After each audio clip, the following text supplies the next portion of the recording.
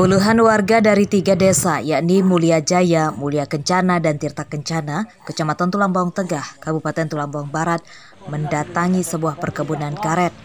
Ini karena warga mendapat kabar bahwa tanaman karet mereka sebagian ada yang menebangnya. Aksi warga ini buntut sengketa lahan dengan seorang warga kota Bandar Lampung bernama Saddam Hussein. Lahan yang disengketakan seluas 30 hektar yang terletak di 3 lokasi di Kecamatan Tulambong Tengah. Warga dan Saddam Hussein sama-sama mengklaim sebagai pemilik lahan itu dengan dasar sertifikat hak milik. Yang diakui mereka adalah sekitar 30 hektar. Kemarin pernah ketemu kita di lokasi. Terus yang sudah ditebang ini sekitar kurang lebih 3 lokasi, tapi tidak semua, kurang lebih sekitar 1 hektar atau 3/4. Nah untuk wilayah ini sendiri masuk di wilayah mana sih? Masuk Mulia Jaya, tapi yang hak milik tanah itu adalah Mulia Kencana, Mulia Jaya, dan Tirta Kencana. Aksi warga dikawal ketat polisi. Konflik tidak berkepanjangan karena orang yang dikabarkan menebangi pohon karet tidak ditemukan. Mencegah jangan sampai terjadi konflik atau keributan. Kemudian kita akan telusuri dulu duduk persoalan atau posisi kasusnya apa. Setelah diredam polisi dan kepala desa, warga kemudian membubarkan diri. Ardio Haba melaporkan dari Tulambong Barat. Yang pasti kita kepung dulu aja.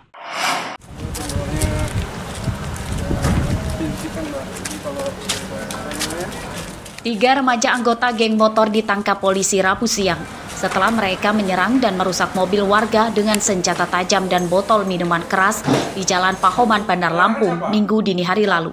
Ketiga tersangka adalah Fadli, 19 tahun, dan RR, serta AL, berusia 18 tahun, warga Jati Agung, Lampung Selatan. 40-an lebih. 40-an? Kenal nggak sama yang lainnya? Yang lainnya?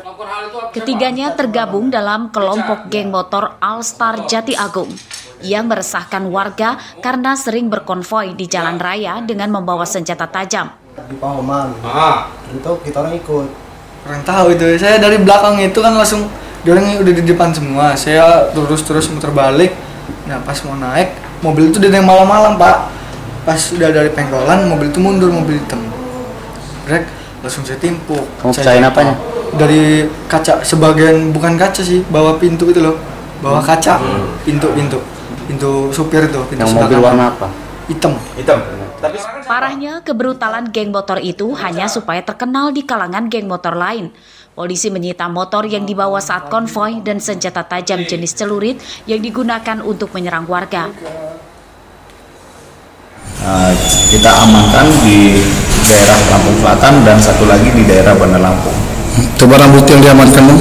Sementara barang bukti yang diamankan selain dari kendaraan-kendaraan yang dirusak serta visum hasil kekerasan yang dilakukan oleh orang, dan kita mengamankan alat yang digunakan, yaitu 2 celurit yang digunakan oleh pelaku untuk melakukan kejahatan 170 tersebut.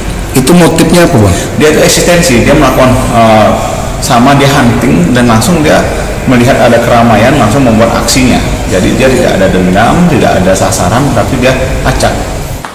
Belasan anggota geng motor lain masih buron.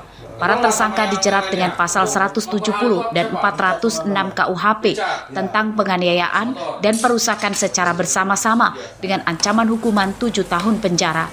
Robi Laste melaporkan dari Bandar Lampung.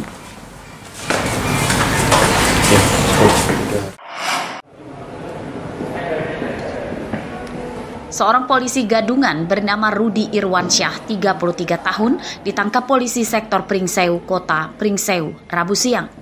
Ia ditangkap karena merampok 3 remaja yang sedang bermain di pinggir jalan di depan kantor Pemkab Pringsewu saat malam hari. Ini kamu saya periksa terkait 3. Rudi merupakan warga Natar, Lampung Selatan. Ia beraksi dibantu seorang temannya yang masih buron. Keduanya mengaku sebagai polisi dan menghampiri korban. Tersangka menuduh bahwa adik salah satu korban terlibat kasus penganiayaan. Terus melakukan kejahatan udah di mana lagi? Supaya adik korban tidak ditangkap, kedua tersangka kemudian merampas ponsel dan motor korban sebagai uang damai. Namun saat itu, tersangka juga menodong korban dengan senjata tajam.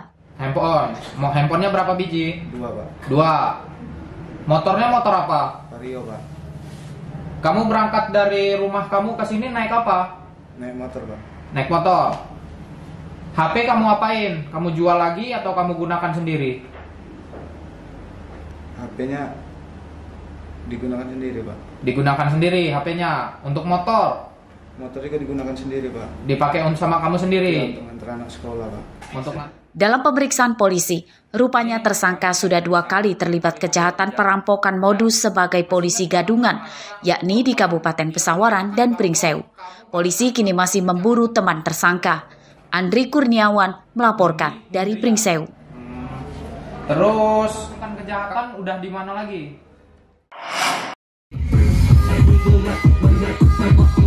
Pentas hiburan musik organ tunggal di Kabupaten Tanggamus kini dibatasi hanya sampai sore pukul 18.00 waktu Indonesia Barat.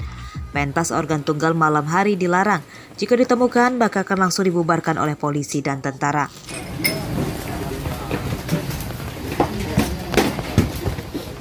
Peraturan daerah ini disepakati oleh Pemkab, Polri, TNI, tokoh adat dan Persatuan Pengusaha Organ Tunggal di Tanggamus pada Rabu siang yang menggelar FJD terkait sinergitas menjaga Kamtibmas.